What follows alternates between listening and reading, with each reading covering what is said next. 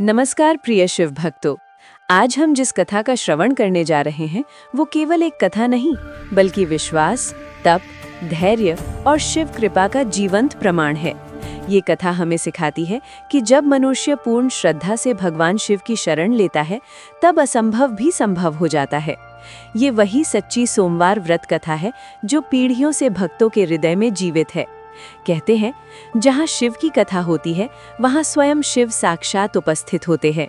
अध्याय 1, धर्म नगरी और निर्धन ब्राह्मण।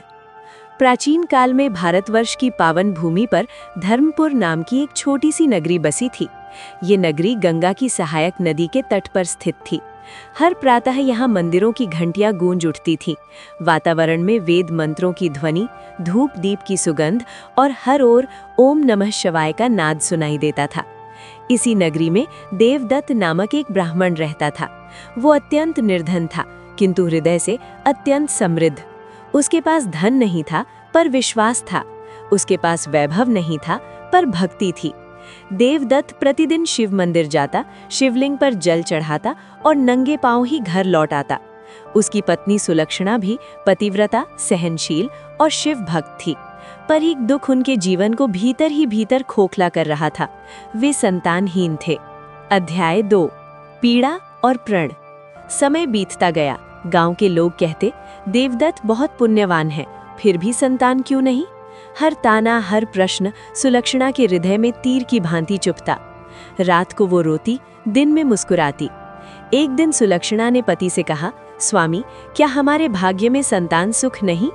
देवदत्त ने शांत स्वर में कहा, यदि भोलेनाथ की इच्छा होगी तो अवश्य होगी। उसी रात देवदत्त ने संकल्प लिया, वो आजीवन सोमवार व्रत करेगा। अध्याय 3, सोमवार व्रत का प्रारंभ। अगले सोमवार से देवदत्त ने कठोर व्रत आरंभ किया।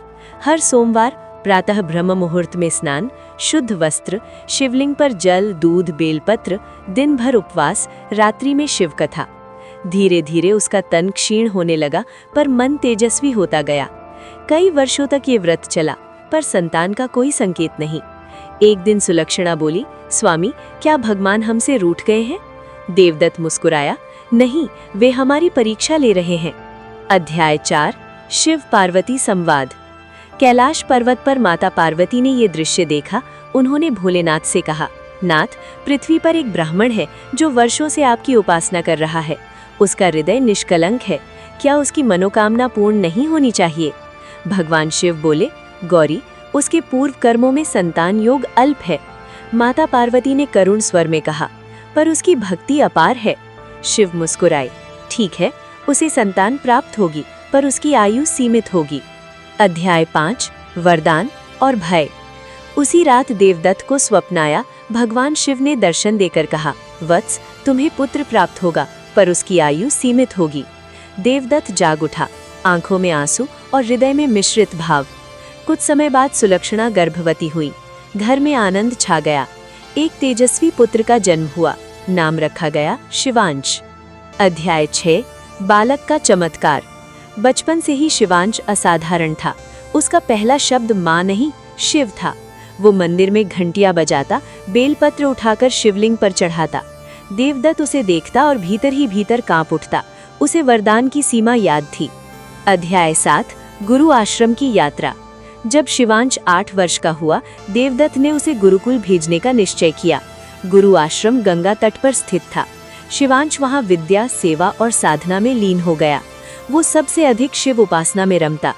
अध्याय 8, नियति का समय। 12वां वर्ष निकट आ गया। एक दिन शिवांश को तेज ज्वर हो गया।